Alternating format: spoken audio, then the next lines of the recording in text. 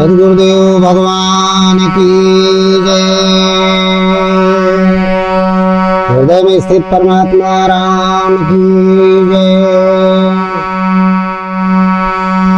गुरुर् ब्रह्मा गुरुर्विष्णु गुरुर्देवो महेश्वरा, गुरुर् साक्षात् परम ब्रह्म तस्मै श्री गुरुवे नमः। तो ध्यान मूलम गुरुर्मूर्ति पूजा मूलम गुरुपदम, मंत्र मूलम गुरुर्वाक्यम मोक्ष मूलम गुरुकृपा। तो अखंड मंडलाकारं व्याप्त येन चराचरम् तदेपसं पदं दर्शितं येन तस्मै गुरुवे नमो नमः। वन्दं गुरुपदकञ्जय कृपा सिंधु नररूप हरि, महामोहतम पुंज जासु वचन रवि करो। तो गिरजानंदन गज बदने कि जय जय श्री गणेश, जय जय माता सरस्वती की जय जय भारत देव। भवानी शंकरो वंदे श्रद्धा विश्वास रूपिणा, अयां ध्यान विना न पश्यन्ति सिद्धा स्वान्ति स्थिते। वंदे बोधमयं नित्यं गुरु शंकर रूपिणं, अयमाश्रितो हि वक्रोऽपि चन्द्रा सर्वत्र वन्दिते, चन्द्रा सर्वत्र वन्दिते।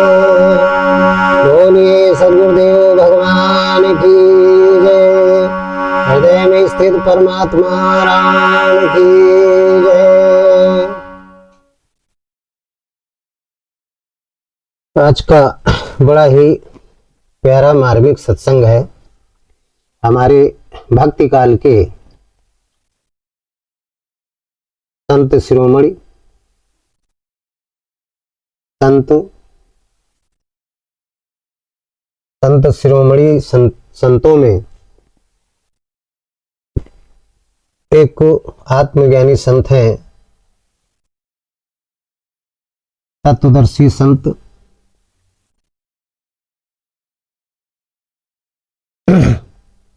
संत कबीरदास जी। मैं उनके चरणों को की वंदना करता हूँ। वो वंदनीय है, पूजनीय है, बड़े अच्छे संत थे। आज उन्हीं की प्रति जो उनका ग्रंथ है बीजक, उसकी एक साखी है। उस साखी के विषय में हम प्रकाश डालेंगे। आज का जो प्रसंग है, सत्संग की जो ज्ञान चर्चा है, वो है कि संत कबीर ने किस माला की वकालत की। संत कबीर ने किस माला की वकालत की, ये गूढ़ रहस्य जानेंगे। जो संत कबीर थे, उन्होंने किस माला की वकालत की, तो इस पर हम प्रकाश डालते हैं। आप लोग अपनी चित्त वृत्ति को हमारी तरफ रखिए, अपने कानों से हमारे सत्संग का स्मरण करिए और अपनी स्मृति में धारण करिए, जिससे आपका जो भौतिक जीवन है वो बड़ा स्वच्छ, निर्मल और शाश्वत शांति प्राप्त करने वाला हो जाए, समृद्धशाली हो जाए, आत्मज्ञानी हो जाए। क्योंकि आत्मज्ञानी संत संत शिरोमणि हैं, संत तत्वदर्शी सदगुरु संत कबीरदास जी का ये सत्संग है। तो देखिए, संत कबीर ने लोगों को बताया, संसार वालों को बताया, वर्तमान काल में और भविष्य काल दोनों कालों के बारे में बताया। जिस समय वो थे वो समय उनका वर्तमान काल था, और जिस समय पे आज हम लोग हैं ये उनके लिए भविष्य काल है। तो उन्होंने सभी कालों में उपस्थित श्रद्धामयी जो साधक हैं उन सबके लिए, सारे मनुष्यों के लिए, जो भक्त के पथ पर चल रहे हैं सबके लिए बताया कि प्रभु नाम की जो माला है वो कौन सी फेरनी चाहिए। आजकल लोग माला लिए हैं, कोई 108 गुरियों की, कोई कम की, कोई 11 की, कोई 21 की, कोई 51 की। लेकिन हमारे वंदनीय संत जो थे, संत कबीरदास जी, उन्होंने इस माला की वकालत नहीं की, क्योंकि इस माला से हमें भगवत प्राप्ति नहीं मिल सकती है। लेकिन लोग उनकी बात को नहीं मानते, कुछ लोग। बाकी जितने हैं संसार में, ऐसा नहीं है कि संत कबीर की बातों का अनुकरण केवल कबीर पंथ के ही लोग करते हो संसार में, ऐसा नहीं है। संत कबीर संत शिरोमणि थे और एक परमात्मा का चिंतन करने वाले थे, इसलिए उनको हम ब्रह्मचारी भी कहेंगे। ब्रह्मचारी का मतलब होता है एक परमात्मा का चिंतन करना, उसी को आध्यात्मिक रूप में ब्राह्मण कहते हैं, जो एक परमात्मा का चिंतन करता हो, भले वो चाहे शादीशुदा हो या ना हो, लेकिन वो ब्राह्मण है, ब्रह्मचारी है। आध्यात्मिक दृष्टि से ब्रह्म का जो चिंतन करे, एक परमात्मा का जो चिंतन करे, जो कण कण में व्याप्त है, जो सबके हृदय में निवास करता है, घट घट में व्याप्त है। आदरणीय वंदनीय संत कबीरदास जी उसी परमात्मा का चिंतन किया और दूसरों को बताया। और उन्होंने कहा कौन सी माला फेरे, क्या हाथ वाली माला या मन की माला। दो मालाओं के बारे में तो लोग जानते हैं, लेकिन जो मन की माला के बारे में बताया उसके भी दो अर्थ हैं। माला कितने प्रकार की है? मालाएं 5 प्रकार की हैं। संत कबीर ने 5 प्रकार की मालाएं बताई, और 5 प्रकार की मालाओं में किस माला पर जोर दिया, ये बड़ा गूढ़ रहस्य है, मेरे सत्संग के अलावा कहीं मिलेगा नहीं। क्योंकि जय श्रद्धा संबल रहित नहीं संतन कर साथ, और तिनको बीजक अगमति और जिनहि ना प्रिय रघुनाथ। जिनको आत्मा राम हृदय स्थित परमात्मा कण कण में व्याप्त वो ब्रह्म, उसी को पार ब्रह्म कहते हैं, उसी को परम ब्रह्म कहते हैं, उसी को ब्रह्म कहते हैं। अनेक नाम है, एक सत्ता है। उसका जो चिंतन नहीं करते उनको आत्मज्ञान प्राप्त नहीं होता। संत कबीरदास जी एक ब्रह्म का चिंतन करते थे, तो उन्होंने 5 प्रकार की मालाएं का वर्णन किया। जैसे 4 प्रकार के रामों का वर्णन किया था, हम पिछले सत्संगों में बता आए हैं, सोशल मीडिया के माध्यम से आप लोग देख सकते हैं।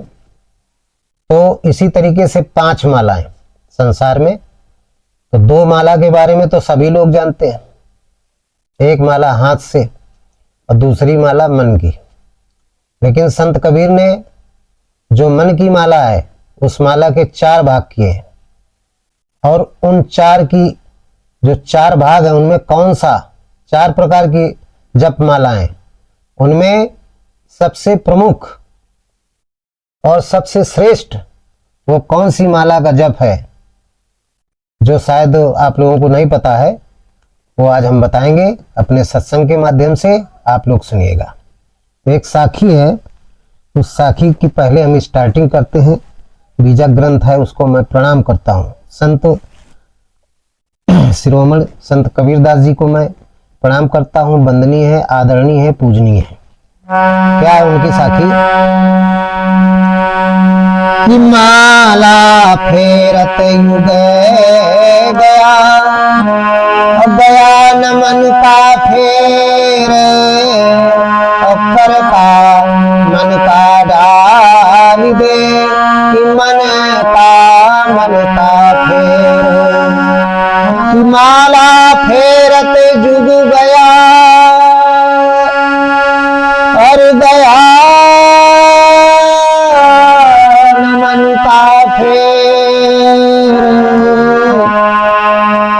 कर का मन का डाल दे, कि मन का फेर, कि कर का मन का डाल दे, कि मन का फेर, माला फेरत जुग गया, कि गया न मन का फेर।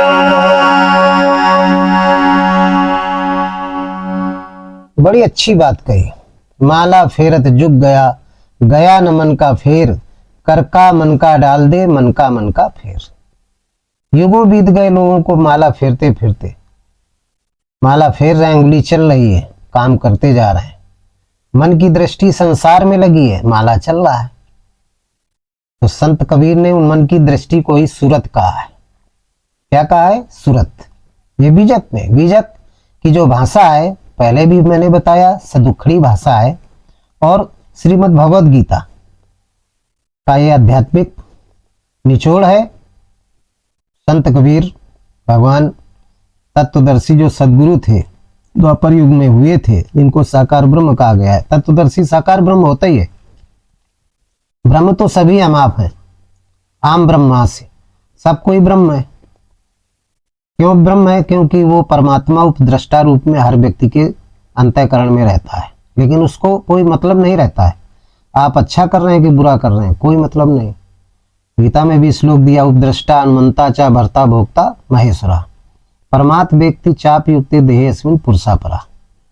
तो दृष्टा रूप में तो जन्म से ही वो परमात्मा रहता है, लेकिन जब हम नियत कर्म द्वारा साधना को उन्नत कर लेते हैं तो वो परमात्मा जो उपद्रष्टा रूप में था, उपद्रष्टा का मतलब उप माने पीछे, हर इंद्रियों के पीछे वो लगा है, लेकिन इंद्रिय जो कर रही है उसको उससे मतलब नहीं है। जैसे प्रधानमंत्री, उप प्रधानमंत्री, मुख्यमंत्री, उप मुख्यमंत्री, तो कार मुख्यमंत्री करता है, उप मुख्यमंत्री उसके पीछे लगा रहता है।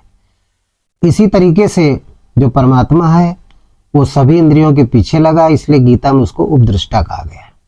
और जब साधक, वो भक्त, वो अनुरागी भक्त नियत कर्म के माध्यम से, संत कबीर कहते हैं कि जब वो भजन करने लगता है गुरु के सानिध्य में, गुरु के द्वारा बताई गई विधि के अनुसार, तो फिर वही परमात्मा, वही घट घट में जो परमात्मा स्थित है आत्मा के रूप में, वो अनमंता हो जाता है। क्या हो जाता है? अनमंता हो जाता है, ज्योत स्वरूप हो जाता है। ज्योत स्वरूप हो जाने पे फिर उपद्रष्टा अनुमंता च भर्ता भोक्ता महेश्वरा, फिर वो तीन प्रकार के काम उस मनुष्य के द्वारा करवाने लगता है या उस मनुष्य के शरीर में करने लगता है।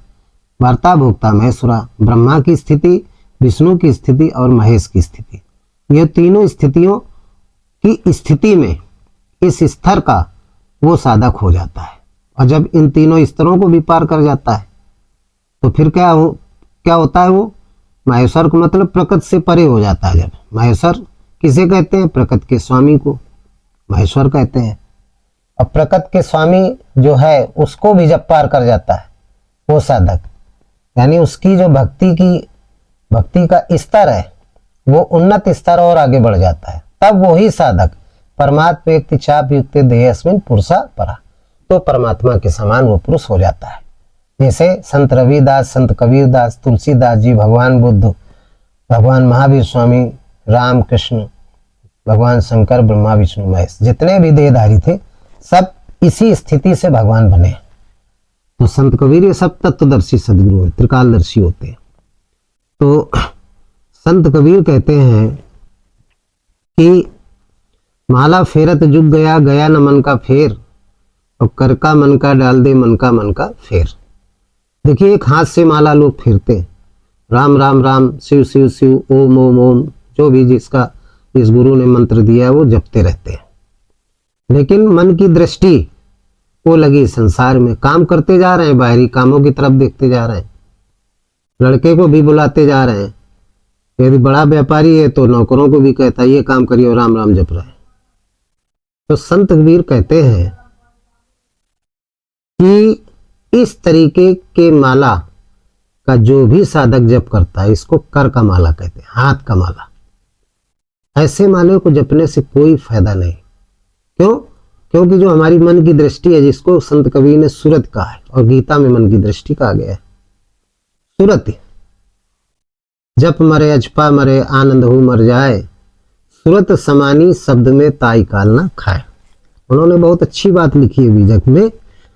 तो सूरत को कहते हैं मन की दृष्टि को। यदि मन की दृष्टि बहिर्मुखी है तो फिर माला फेरने का कोई मतलब नहीं है। और कर के माला में मन की दृष्टि, जिसको सूरत कहते हैं, वो बाहर रहती ही रहती है।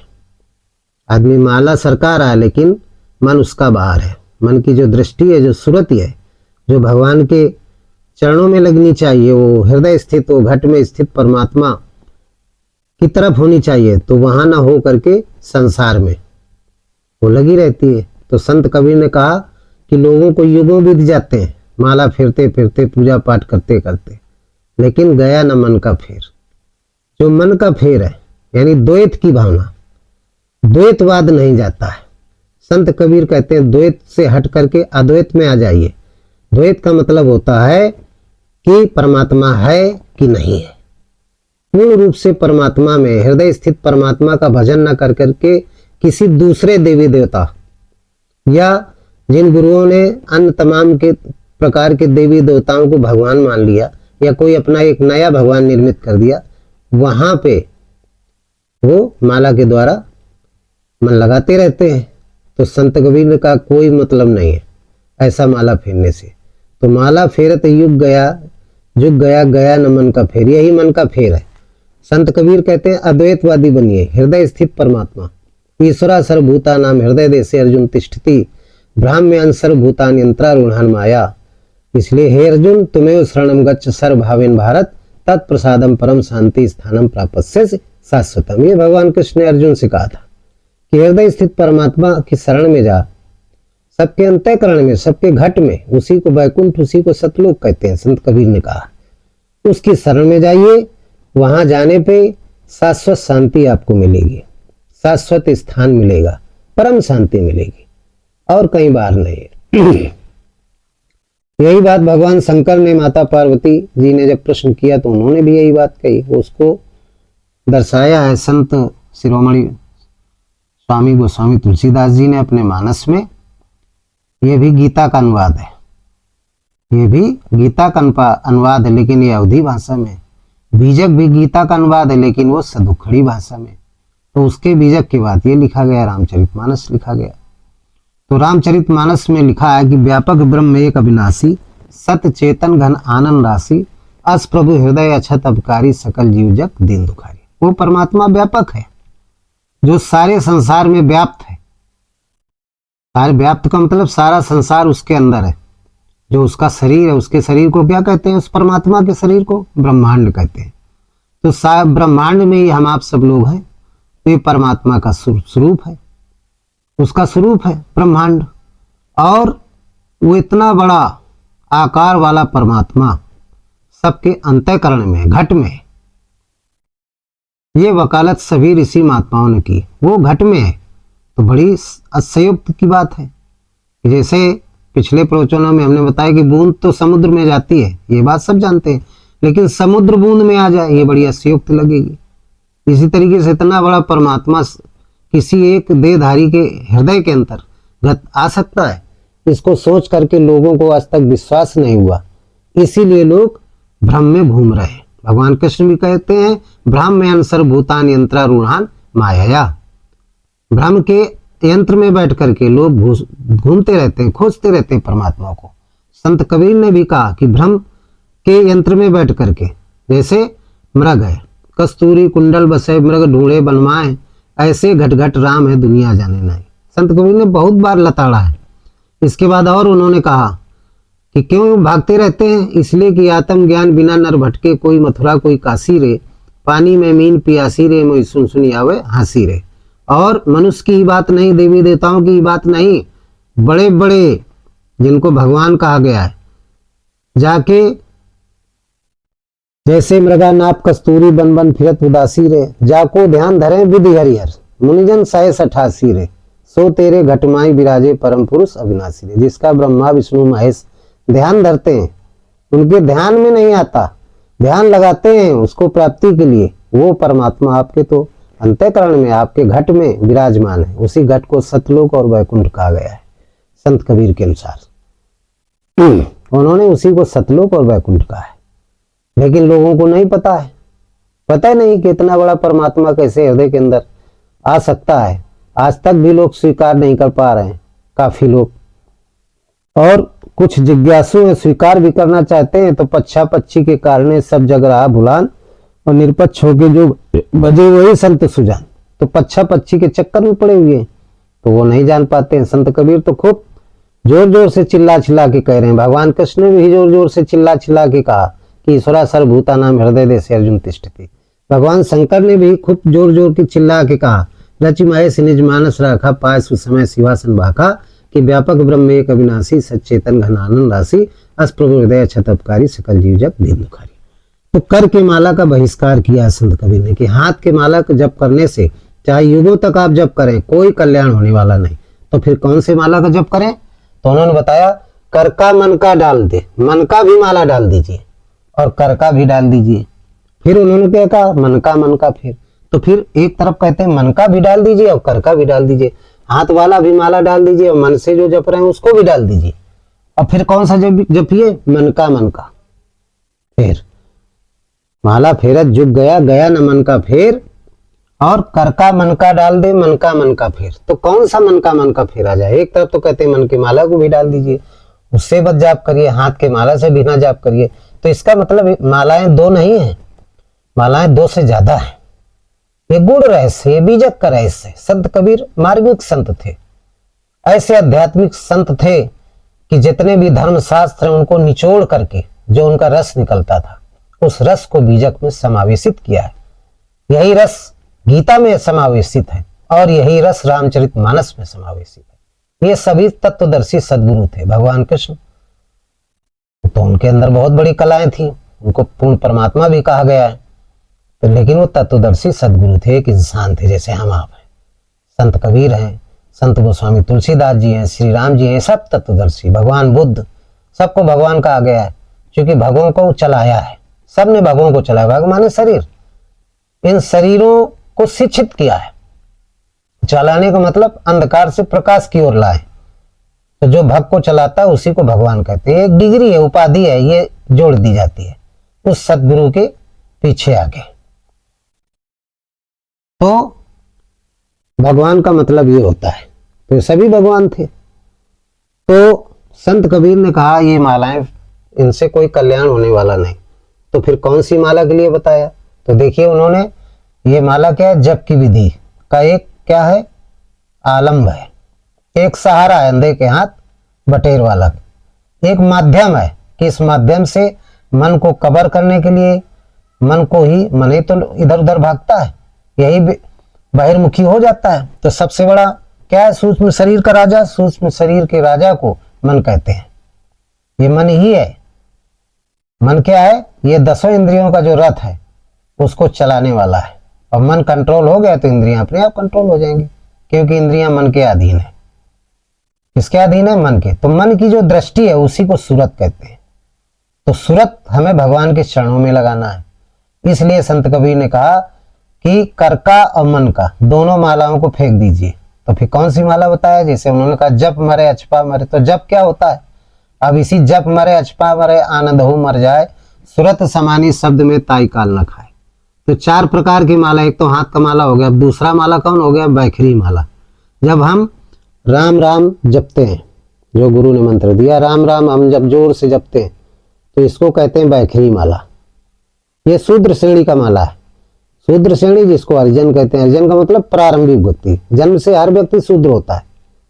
गीता में कोई जातिवाद नहीं दिया, गुण धर्म विभागता। जो नियत कर्म है, इन नियत कर्मों को, आध्यात्मिक जो कर्म है, जो गीता का कर्म है, यानी नाम का जप, ये कर्म बताया गया, इसको नियत कर्म कहते हैं। तो ये 4 प्रकार का है, उसको 4 प्रकार में बांटा है, जातियों को नहीं बांटा भगवान कृष्ण ने, लेकिन लोगों ने उसका अर्थ का अनर्थ लगा करके सब उल्टा सीध निकालते हैं। तो वहीं पे जो नियत कर्म 4 प्रकार का, वैखरी, मध्यमा, पश्चंती और परावाणी, इसी को जप अचपा आनंद हो, जप मरे अचपा मरे आनंद हो मर जाए, सुरत समानी शब्द में ताई काल न खाए। ये 4 प्रकार का जप, अजपा, आनंद हो और शब्द, ये 4 प्रकार का माला है। तो जप क्या होता है? वैखरी, गीता में दिया हुआ वैखरी, एक माला ये हो गया। फिर मध्यमा यानी मन से जप करो, तो जप मर गया, अजपा मर गया यानी मन से जप, और वैखरी के माध्यम से यानी जोर जोर से राम का जप किया, फिर मन में राम राम का जप किया, तो दोनों को फेंक दिया। इसके बाद अजपा, पश्चंती विधि से, पस माने देखना, और किसको देखना? श्वास को, श्वास में अपनी सूरत को, मन की दृष्टि को लगा देना है। ये तीसरा माला है। ये कौन सा माला है? ये तीसरा माला है, ये भी मन का माला। तो ये तीसरा माला हो गया।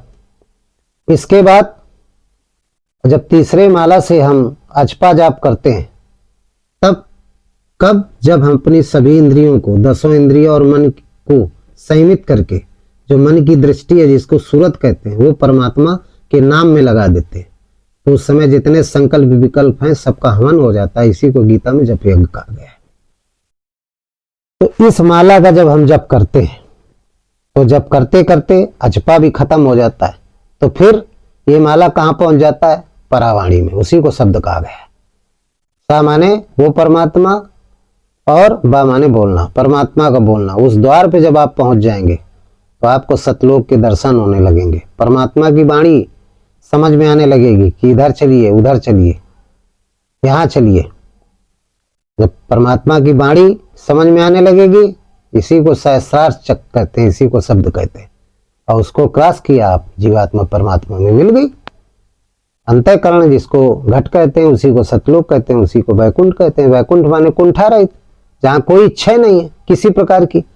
अब मान लीजिए जब आपको किसी प्रकार की इच्छा नहीं रहेगी, न खाने की, न पहनने की, न छत की, किसी चीज की जरूरत नहीं रहेगी, तो फिर आपके अंदर काम, क्रोध, मद, लोभ आएंगे, ईर्ष्या, द्वेष आएंगे? कोई कुछ नहीं आएगा। आप क्या हो जाएंगे? परमात्मा स्वरूप हो जाएंगे। जीवात्मा परमात्मा में, आत्मा में मिल जाती है, इसी को मोक्ष कहते हैं। फिर उसे 84 में नहीं पढ़ना पड़ता। तो उसी को संत कबीर ने कहा, ताई काल न खाए, जब मरे अचपा मरे आनंद हो मर जाए, सुरत समानी शब्द में ताई काल न खाए। जब सुरत मन की दृष्टि, जब मन की दृष्टि परमात्मा में विलीन हो जाती है, सुरत परमात्मा में विलीन हो जाती है, विलीन का मतलब नाम जप में बिल्कुल लग जाती है, संकल्प विकल्प से रहित लग जाती है, तो फिर जीवात्मा परमात्मा में, आत्मा में मिल जाती है सहज प्रकाश स्वरूप।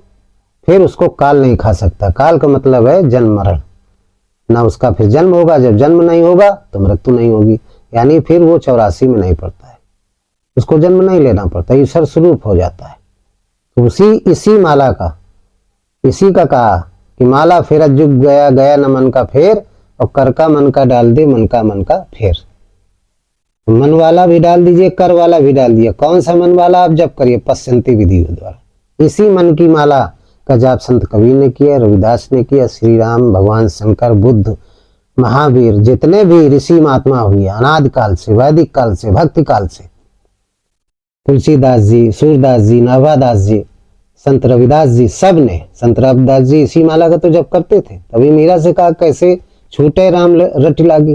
भाई सांस आ रही जा रही, तो सांस आना जाना तो कभी एक क्रम टूटता नहीं है, इसी में राम नाम डाल दिया, तो काम कर रहे हैं, लेकिन मन की दृष्टि लगी हुई है, राम राम राम राम, तो छूटता ही नहीं है। ऐसे साधक थे। तो नाम का जप ऐसे करना चाहिए, ये अभ्यास से होता है, बिना तत्वदर्शी सदगुरु की कृपा से आप ये जाप नहीं कर सकते। इसलिए सबसे पहले अच्छा सदगुरु देखिए, तत्वदर्शी सदगुरु देखिए, ऐसा सदगुरु जो शंकर स्वरूप हो। यमासितो ही वक्रोप चंद्रा सर्वत्र वंदते, वंदे बोधमयम नित्यम गुरु शंकर रूपम। श्रद्धा करिए हृदय स्थित परमात्मा पर और विश्वास करिए अपने गुरु पर। जो तत्वदर्शी है, जो टेढ़े चंद्रमा रूपी टेढ़े आपके मन को सीधा कर दे। यदि सीधा नहीं कर पा रहा है तो फिर वो तत्वदर्शी नहीं सदगुरु, उसको छोड़ दीजिए, आप उसको तत्काल छोड़ दीजिए, क्योंकि शरीर दोबारा नहीं मिलेगा। बड़े भाग मानुष तन पावा, सुर दुर्लभ सद ग्रंथन गावा। संत कबीर ने भी कहा, तो संत कबीर ने इसी माला के जप के लिए बताया है। ये मन की माला से भी परे, ये स्थूल शरीर के माले क्या होते हैं, एक कर का, एक मन का, एक स्थूल शरीर का मन और एक होता है सूक्ष्म शरीर का मन। श्वास प्रश्वास के जप को ही उन्होंने माला कहा है। श्वास के जप को ही उन्होंने श्वास रूपी माला जो है, वो श्वास रूपी माला के जप के लिए संत कबीर ने जोर दिया है। इसी का वो जाप करते थे, श्वास के माध्यम से राम नाम जप करते थे। इसी जप से व्यक्ति मोक्ष को प्राप्त हो जाता है। उनसे लोगों ने कहा कि भाई अन्य नाम क्यों नहीं जप रहे हैं आप, तो उन्होंने बड़ी अच्छी बात बताई। उन्होंने कहा, क्या कहा, भाई मुझे अन्य नामों से कोई मतलब नहीं है, और जीवन भर तो लोग माला फिरते हो गया लेकिन मन का आपा नहीं गया, और हम तो ये राम नाम किससे जप करते हैं, श्वास प्रश्वास रूपी माला से, मुझे और नामों से कोई मतलब नहीं। उन्होंने कहा कि राम नाम अति दुर्लभ है, औरों से नहीं काम, अवंत आदि और युग युग, राम ही से संग्राम। राम नाम अति दुर्लभ है, और पे नहीं काम, अवादि अंत और युग युग, राम ही ते संग्राम, आदि अंत और युग युग, राम ही ते संग्राम। संत कबीर ने कहा, राम नाम अति दुर्लभ, औरों ते नहीं काम। अन्य नाम से हमें कोई मतलब नहीं, राम नाम की हम माला फिर रहे हैं, अन्य मालाओं से हमें कोई मतलब नहीं है। आदि अंत और युग युग रामे से संग्राम, जब तक जीवन रहेगा। आदि अंत और युग युग, युग युग का मतलब क्यों कहा, क्या कबीर जानते थे कि हमें फिर जन्म लेना पड़ेगा? तो उन्होंने कहा युग युग का मतलब प्रति क्षण युग होते हैं। नित्य युग धर्म मानस में लिखा हुआ है कि नित्य युग धर्म होए सब केरे, हृदय राम माया के प्रेरे, शुद्ध सत्व समता विज्ञाना, कृत प्रभाव प्रसन्न मन जाना। यदि आप सतोगुणी हैं, जिस मिनट में, जिस घड़ी में, जिस समय आप सतोगुणी हो गए, जैसे आप लोग अभी बैठे हुए हैं हमारे सत्संग में, सत्संग सुनने के लिए, तो आप लोग किस युग में बैठे हुए हैं? आप सतयुग में बैठे हुए हैं। नित्य युग धर्म होए सब क्रेरे, सबके नित्य प्रतिदिन चारों युग होते रहते हैं, प्रति क्षण होते रहते हैं। जब सतोगुण आ जाए आपके अंदर तो आप समझ लीजिए कि हम किसमें हैं, सतयुग में है। और जब आपके अंदर सतोगुण गुण हो और आप नाम का जप करने लगे, सतोगुण ज्यादा हो, रजोगुण कम हो और तमोगुण उससे भी कम हो, और जब पूर्ण रूप से सतोगुण हो तो सतयुग में। फिर इसके बाद सतयुग, सतोगुण तो हो लेकिन थोड़ा रजोगुण हो तो आप आ गए त्रेता में। फिर थोड़ा रजोगुण हो, थोड़ा सतोगुण हो, ज्यादा रजोगुण हो, थोड़ा तमोगुण हो तो द्वापर में आ गए। और फिर जब सतोगुण बिल्कुल समाप्त हो जाए, क्या हो, तामस अधिक रजोगुण थोड़ा और कलि प्रभाव विरोध चौगोरा। सबसे ज्यादा तमोगुण हो और फिर रजोगुण हो, सतोगुण लेस मात्र ना हो तो आप कलयुग में, उसको कलयुग कहा जाता है। तो ये चारों प्रकार की स्थितियां जो युगों की हर मानव के अंदर प्रतिदिन होती रहती है। कभी आदमी भजन करता है तो सतोगुण में आ जाता है, कभी वो कामनाओं की इच्छा करने लगता है, रजोगुण में आता है, और कभी कभी वो भजन करने का प्रयास करने लगता है, त्रेता में आ जाता है, और कभी कभी बड़ी लड़ाई झगड़े करता है, गुस्सा करने लगता है, घर में करेगा बाहर करेगा तो वो कलयुग में आ जाता है। तो वही संत कबीर ने कहा कि आदि अंत और युग युग रामैते संग्राम, पूरा जीवन हमारा राम से ही संग्राम में रहेगा। कहने का तात्पर्य हम राम नाम ही जप करेंगे, इसके अलावा कोई दूसरा जप नहीं करेंगे। इसलिए किस माला को बताया, श्वास प्रश्वास रूपी माला के जप के लिए संत कबीर ने जोर दिया। उन्होंने कहा माला फेरत जुग गया, गया न मन का फेर, और कर का मन का डाल दे मन का फेर। तो ये मन का वाला कौन सा माला है? किस माला को फेरने के लिए कहा? श्वास प्रश्वास के जप को कहा। श्वास प्रश्वास के जप के द्वारा ही हम उस परमात्मा को जो घट में है, जो अंतःकरण में है, उसको हम प्राप्त कर सकते हैं अनुभव के द्वारा। इसके अलावा और कोई उपाय नहीं है। यही एक ऐसा जप है। तो आप लोगों की बात समझ में आ गई होगी। तो आप लोग भी कबीर ने जिस माले की बात कही, हमने आपको बताया, इसी माले के द्वारा आप भगवान का जप करें। सुबह शाम 10-15 मिनट जो भी अपने भौतिक कार्य करने के बाद आप करिएगा। आपकी बुद्धि, आपकी चित्त वृत्ति, मन की दृष्टि बढ़िया काम करेगी। मन आपका अंतर्मुखी रहेगा, आपके बस में रहेगा। और मन ही योजना बनाता है, बुद्धि निर्णय लेती है। सूक्ष्म शरीर के चतुष्टय अंतःकरण है, मन, बुद्धि, चित्त और अहंकार। मन अच्छी योजना बनाएगा तो बुद्धि निर्णय लेगी कि अब इसे करना चाहिए, फिर चित्त उस कार्य में लग जाता है, तो उसका फल अच्छा आता है। जब हम कबीर के माला का जप करेंगे, लोग सांसारिक मालाएं बता देते हैं, लोग लगे हुए हैं जपने में, इसीलिए भटकते रहते हैं, भाग रहे हैं मृग की तरीके। तो बड़े अच्छे संत थे हमारे संत कबीरदास जी, सदगुरु थे और तत्वदर्शी सदगुरु थे। तत्वदर्शी किसे कहते हैं? जिसने तत्व का प्रत्यक्ष दर्शन कर लिया है, उस परमात्मा को जागृत कर लिया है, जो ज्योति स्वरूप है, उसको तत्वदर्शी कहते हैं। और जब जागृत हो जाती है तब क्या होता है? सूझे रामचरित मणिमाणिक, भूपुत्र प्रकट जो जांजे खानिक। जो प्रसुप्त अवस्था में कारण शरीर में पूर्व जन्म के भी भक्ति के जो बीज हैं वो भी अंकुरित हो जाते हैं, और इस जन्म का जो भी आपका भक्ति का बीज है वो तो है ही है। तो फिर रामचरित के अलावा कुछ सोचता नहीं है, कुछ भी अच्छा नहीं लगेगा। एक परमात्मा के ही चिंतन में आप लगे रहेंगे, डूबे रहेंगे उसी की भक्ति में। जैसे संत कबीर, संत तुलसी डूबे रहते थे। काम क्रोध मतलब आपको टच नहीं कर सकता है। तो आप लोग भी गुरु की बात को माने। और ये मैं नहीं कह रहा हूं, ये संत कबीर कह रहे हैं, बड़े बड़े ऋषि कह रहे हैं, संत तुलसीदास जी कह रहे हैं, भगवान शंकर कह रहे हैं, श्री कृष्ण कह रहे हैं, भगवान राम कह रहे हैं, महावीर स्वामी कह रहे हैं, गौतम बुद्ध कह रहे हैं, जितने भी और तमाम ऋषि हैं, उनका सबका कहना है। तो इन्हीं शब्दों के साथ हम इस प्रसंग को समाप्त करते हैं। बोलिए सद्गुरुदेव भगवान की जय।